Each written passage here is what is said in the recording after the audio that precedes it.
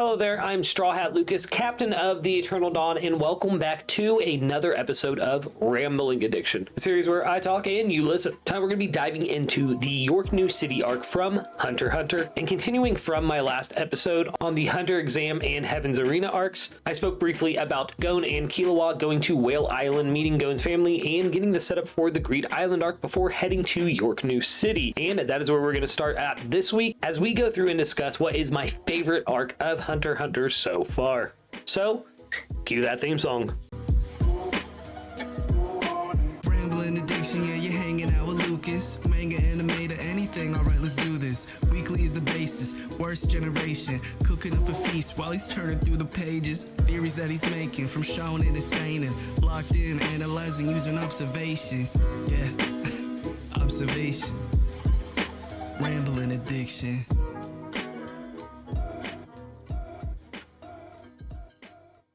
So obviously, just like with the last video, I will not be touching on every little thing within these arcs, just some of the moments that stuck out the most to me and my overall thoughts on the arc. Other than Gon and Killua going to York New, we also find out that Kurapika has been hired by a crime family to protect the daughter of the family, known as Neon. He goes to this house and meets a bunch of other nin wielders who are also auditioning for this role of security guard, and we get a glimpse of Kurapika's nin ability involving chains, and we'll touch more on that later in the episode. But this was a pretty good display of how far Kurapika had come since the last time we saw him using his nin abilities, and I was really impressed by it. Not only that, but we get to meet one of the MVPs of this entire arc in these little moments at the Flesh Collector's house, and that is Melody. I heard it when you walked past me. Your heart played a melody of wrath. Obviously, I'll be speaking on her throughout the discussion, but oh my god, do I love this character, which I'm going to be honest, I was not expecting, especially with her design. But then once I heard her speak and the kind of like the small interactions that she had with Kurapika, I was sold, and I was like, there's something special about her, right? And speaking on the daughter that Kurapika is protecting within this crime family, it is Neon, who has one of the best nin abilities I have seen within the series so far. But I have to be honest, this thing is exactly what I picture every addict's addiction demon looking like. But the nin ability itself is to predict the future, even though Neon doesn't look at the futures, and this is how her father has made his fortune, really, is he sells these fortunes to prospective buyers so they can learn, and it's like they set it up so it tells you 4 poems in the weeks of the month, and the poems depict what are going to happen within those weeks. So this is what takes Kurapika to the auction in York New City that he had mentioned to Gon and Killua. Gon and Killua arrive in the city and start playing the auction so they can get enough money to buy a copy of Greed Island. They also meet up with the goat of all goats, Oreo, and this is the one gripe I had all about York New City arc, and I'm going to get it out of the way here so that I can continue on the peak of this arc. There was not enough for Oreo to do in this arc. He had some really good moments and really soft moments with Gon and Killua. The whole them, which I'm sure I'll touch on this again a little bit later, and I know I've already said that like 4 times now, but he had that whole little bit with Killua and Gon where they were trailing the 2 members of the Phantom Troop, the lovely Machi and Nobunaga. But yes, other than that, I felt like he was kind of sidelined this arc, and I would have loved to see more from him. He did stand on business a few times, and like I said, there were good moments of him. I just wanted to see more from him, and I'm excited to see him come back in the series as I've gone further than this arc now. But yeah, so let's get to the meat of this arc. This arc introduced us to, drumroll please, if I know Editor Lucas, he's not going to add a drumroll, the Phantom Troop, the one set up within the Hunter Exam arc that Kurapika has been hunting because they took the eyes of his people. And at this auction in York New City are a pair of scarlet eyes from the Kurta clan. Most beautiful colors in the world, the scarlet eyes. Ooh, the overwhelming presence of the Phantom Troop is felt too. The designs that Togashi chose for the spiders, and not only that, but their power set, the way they use their nin abilities, and their overall presence just puts off this final villain vibes almost. Just the first little bit with Crollo and Uvo, and him telling Uvo to go all out, you know, take them all out, all of them, was enough to make me completely intrigued. And obviously Hisoka has ties to them, and I'm wanting to know what's going on with Hisoka after Heaven's Arena.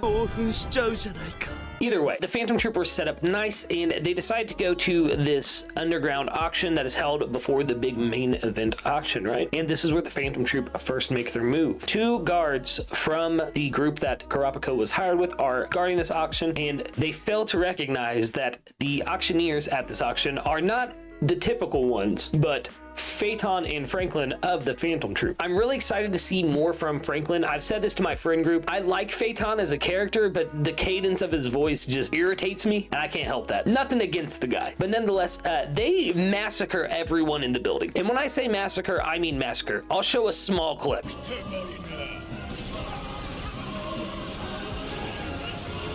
You see what I'm saying? We meet Shizuku and Blinky, a magical vacuum cleaner that she conjures, and it sucks up everything. And she proceeds to suck up the bodies.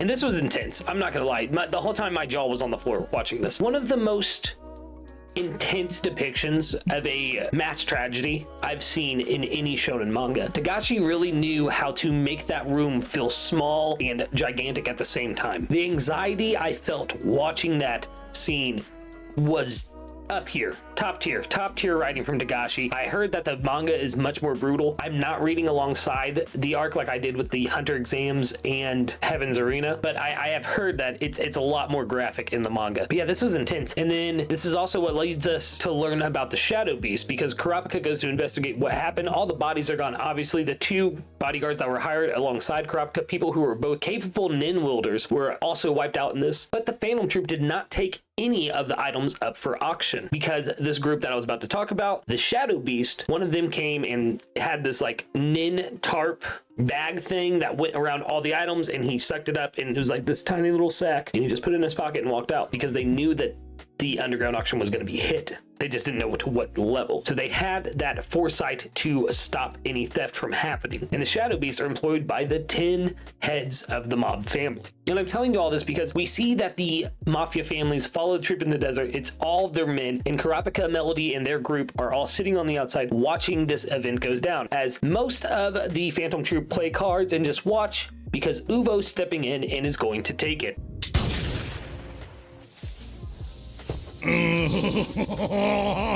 So not only does this man single-handedly defeat every man that the mafia had sent after him, when 4 of the Shadow Beasts arrive, he takes them out no problem. Like literally, one of them, he just screams in their ear and takes him out.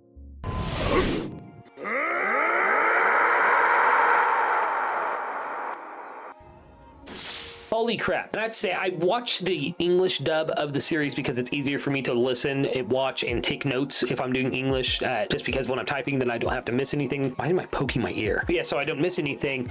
And Uvo's voice actor is Patrick Setz, who does Frankie's voice in the English dub of One Piece, and Frankie being one of my favorite Straw Hats. Like, that's chef's kiss, right? Oh, God, it's so good. After wiping out these 4 very grotesque looking, if I may say so. I know you're not supposed to body shame or anything, and I'm not trying to, but like, Togashi, what are these designs looking Shadow Beast? We then see who the Phantom Troop call the Chain User, as we know him, Kurapika, who captures Uvo like it was nothing, bringing him along with the rest of his merry men. This sets up them questioning Uvo, him escaping, going back to the Phantom Troop, and then meeting up with Kurapika. And I just have to... Can we just... He brought a shovel, guys. Yes, that is right. The fight, I even made a post about it on my YouTube channel. The most disrespectful, respectful thing I've seen in any anime fight ever. Kurapika reveals his nin ability to us finally. As we know, he was a conjurer. He made the chains, and then what I found out this arc is he made a binding vow that allows him to tap into his special power when his Scarlet Eyes activate and he is fighting a Phantom Troop member. I think I said it last time when I was talking about Heaven's Arena, but Togashi writing this power system is on a whole different level. The way it's set up, the way it flows, and then Kurapika also having this special ability that activates, allowing him to tap into all facets of nin. Round of applause, please. In the fight itself, man, Uvo hitting him and breaking his arm, and Kurapika healing it and then revealing the chains around Uvo. Ugh. But in the end, Uvo stood proudly and basically chose to end his own existence, which I can respect. But once again, he brought a shovel, guys, and he buried that man. He knew he was gonna win. He brought a shovel.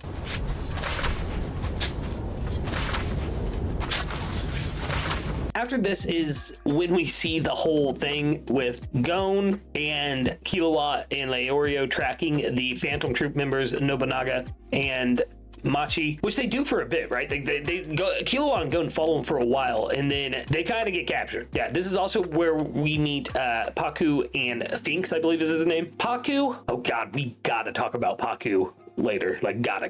But yes, they took them back to the Phantom Troops hideout, and they have to like contain themselves from recognizing Hisoka, and that was probably like one of the craziest moments to me, is them like looking at him, and Hisoka's like, fuck, I've been working with Killua, they could blow my cover right now, and then Paku will use her powers to read my memories, and it's just so well done. And we hear about Gon earlier beating, which was a cool moment, Franklin and Shizuku, and he beats her in the arm wrestling competition, and then we mirror that now where he's arm wrestling Nobunaga, who's telling him about his brother, about one of his best friends, Uvo, and how much he means to him, and he's slamming Gon's fist down. And when I tell you I had full body chills during this moment, I had full body chills. ほんの少しでいいからお前らが殺した人たちになんで分けてやれなかったんだ!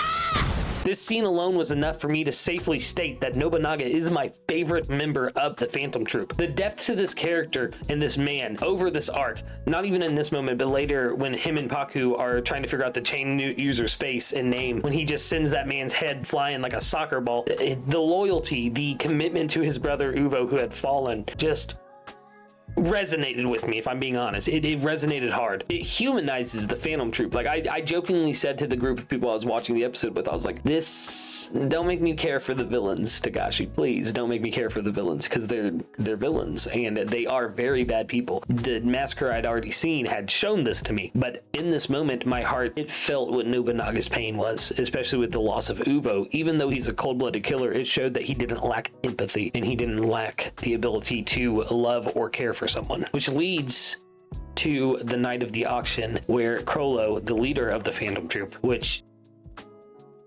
I would, infiltrates the auction house by kidnapping Neon, and as we see, stealing her ability to tell the future. He, during this time, gets a poem that shows him what he had already known in his heart, and that is that Uvo is gone at the hands of the Chain Wielder.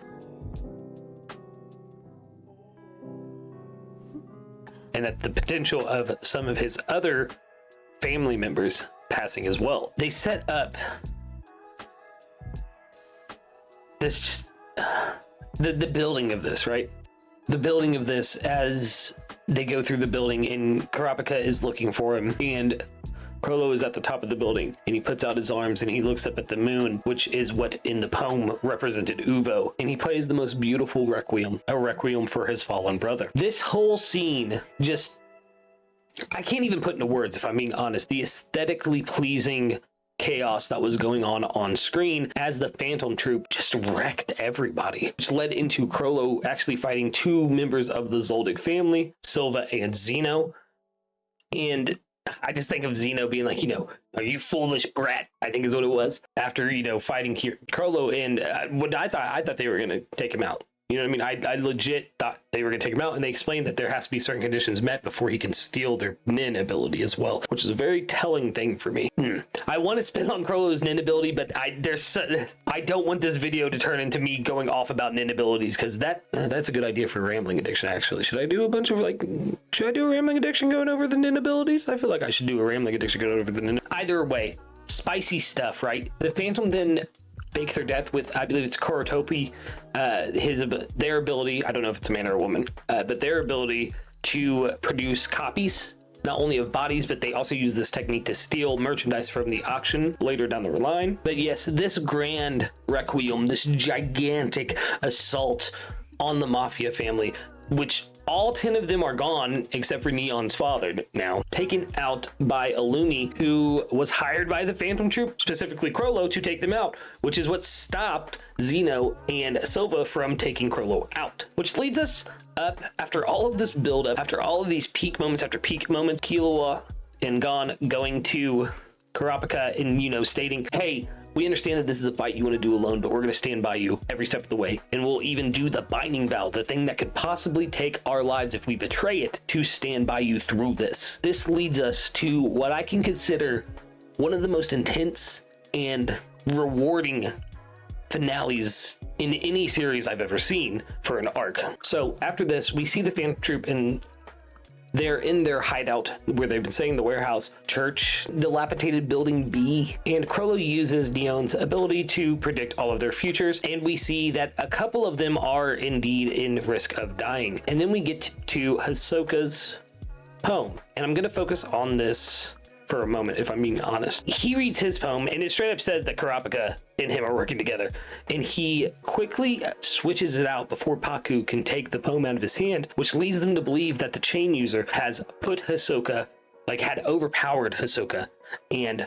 put a condition on his heart that he couldn't speak about who he was or the terms of their stuff, and Chrollo basically just asked him yes or no questions to get him to say what's going on.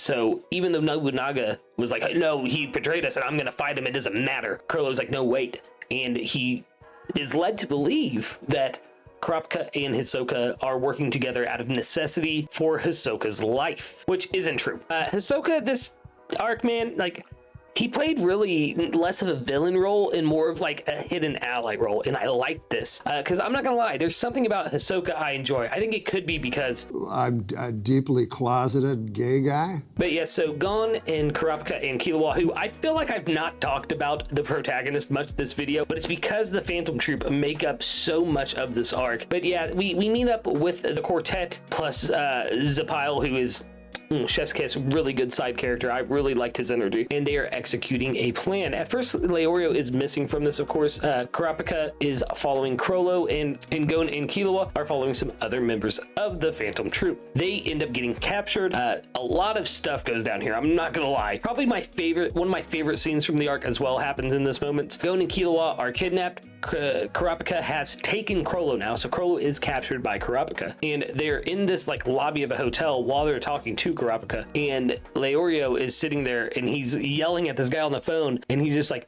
acting like a businessman that's very angry, but at the same time he's telling Gon and Killua what's about to go down. He's about to make sure the lights go out so they have just a brief second to try to escape. This is just insane. If I'm being honest, it is insane. Like, Gon, sadly, is being held by Machi, so he can't do much, but Kurapika messes Pakunoda up, like, quite a bit. Breaks her jaw, breaks a couple of her fingers, and it gives Kurapika the advantage he needed because he can now make a trade-off using Pakunoda as the mediator between the two groups.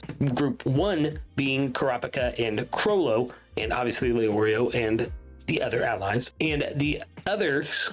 And Group B, did I say A or 1? It doesn't matter. Group B being Gon, Killua, and the Phantom Troop. So a meetup is made, and my heart broke for Kurapika during this, because no matter how badly he wanted to take out the Phantom Troop, the best he could do is cut off the head. He thought if he could restrain Chrollo's powers for briefly, that it would, you know, destroy the body. But even during the handoff, he's thinking to himself, and he realizes that this won't do it. If he cuts off the head, the body will still move by itself. And it's just such a heartbreaking moment to see. But Kurapika, ever the optimistic, he follows through with his plan and also puts a contract and a little contract dagger, I can't remember the proper term right now, in Pakunoda, where she cannot talk about the encounter, what he looks like, anything like that.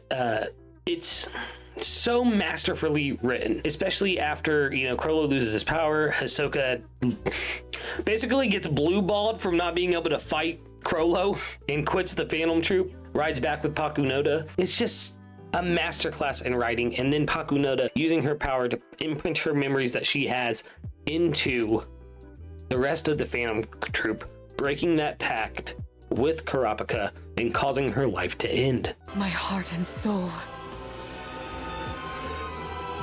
I give you everything. Tagashi purposely using her death as a means to circumvent having to nerf her nin ability, because let's be honest, her nin ability is one of the most cracked in the universe so far, at least for me and what I've seen. The ability to read someone's memories the way she does and to implement her own memories into other people is such a valuable power that even Shelnark himself says, you know, we can lose myself and the other fighters and the powerhouses, people like Uvo. We cannot lose Pakunoda or Kurotopi. And Tagashi like I said, using her death basically to not have to nerf her power later on or hurt the story by backlining it so that it's not a threat to Gon and Killua and the rest of the heroes party later is such a masterclass in writing. Because that is the first thought I had when I saw Haku's power. I thought, man, how are they going to keep this from her? And they got through the first time. That second time they're with him, though, I'm like, they're not going to be able to stop thinking about Kurapika and that they know him. She will find out. This is the moment she will. And I thought, what is this going to mean down the line? How are they going to defeat her?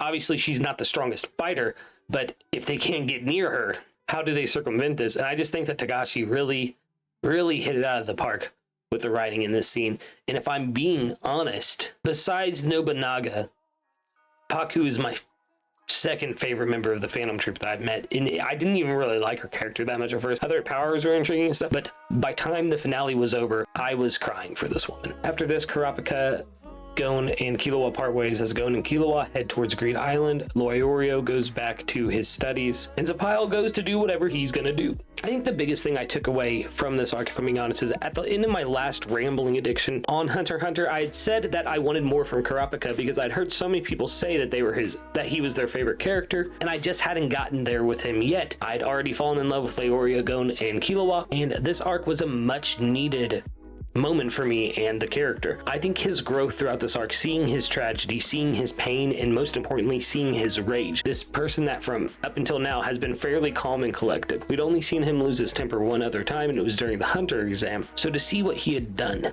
and to see how far he had come, not only in training his nin ability, but masterclassing it in the way he did, just was perfect. The chains of, I believe it's the chains of judgment, is one of the best powers I've seen in any shonen. And I don't say that lightly. My favorite power system in all of shonen will always be the spell system from Zatch Bell or Genjiki no Gash, as I refer to it as, but Nin is a close second. Togashi has explained his power system so well that I find myself every time I'm meeting a new character, even to this day while I'm still watching the series, wondering what their Nin ability typing is. Nonetheless, seeing Kurapika come this far and seeing that rage inside him, seeing his drive to end these people who had done what they'd done, a terrible, terrible deed to his people, was insane to me. It was breathtaking. It was heartbreaking. And I think overall this arc will go down as one of my favorite arcs in all of shonen. And Kurapika has definitely entered that upper echelon with Gon, Killua, and my boy of all boys, Leorio, as I understand the character more and wish to see more from him. I can only hope that he finally does eventually get justice for his family. I think what I want more than anything now, especially after seeing Greed Island, is for him to finally put at rest his grudge with the troop by taking every single one of them out. In closing, I'd like to speak about Togashi for a moment. I think that Togashi really laid a lot of the groundwork for what he wanted to do in Hunter x Hunter as a series during his writing process of Yu Yu Hakusho. A lot of the concepts that I see in Hunter x Hunter, even later in the arcs, I don't want to say too much because I am saving those for the Greed Island and Chimera Ant arc, which I'm currently in reviews, but there's a lot of Yusuke and even Kuwabara inside of Gon. I see a lot of Kurama and his Rose Whip in Kurapika, and I feel like where Kurama didn't get as much in Yu Yu Hakusho as a lot of us would have liked, Kurapika did in Hunter x Hunter, and I think it's something that Togashi had learned from doing it. He definitely learned to balance his cast of characters a little bit better over the course of both series. Nonetheless, my experience with Hunter x Hunter has made me realize one thing, and that is Togashi goes right up there on the Mount Rushmore of mangakas. Not only did he deliver with Yu Yu Hakusho, which I know the latter parts of Yu Yu Hakusho has a lot of debate in mixed feelings in the community, but I've always enjoyed the series as a whole. Does it have valleys lower than its peaks at times? Yes, it does, and I am the first to admit that, but from what I've seen of Hunter x Hunter, I haven't experienced a valley like that yet. Greed Island was a little bit of one, but we'll speak more about that in the next episode I do on Hunter x Hunter. But just the way that Togashi put to paper Kurapika and his character growth in this arc, and not only that, but giving the villains that he has been hunting down his whole life such empathetic moments, and if I'm being honest, well-written moments, just goes to show how much Togashi is putting into this work. and it makes me even more excited to get caught up to the current state of the manga. But yes, I have been StrawHatLucas, Captain of the Eternal Dawn. I'm sure I missed a lot going over this. There was a lot to talk about, and I won't lie, just so much of it meant so much to me. Like I said, this is definitely my favorite arc so far. I think Chimera Ant's going to creep up to a close second or take its spot just from what I've seen so far. No spoilers in the comments, please. But yeah, if there were moments that I didn't mention in this video, comment down below and let me know them, and we can spit on it there. Make sure you like, subscribe, hit the bell icon, comment like I just said, do all that YouTube stuff. But more importantly than anything else in this entire world, I want all of you to have a wonderful, wonderful night.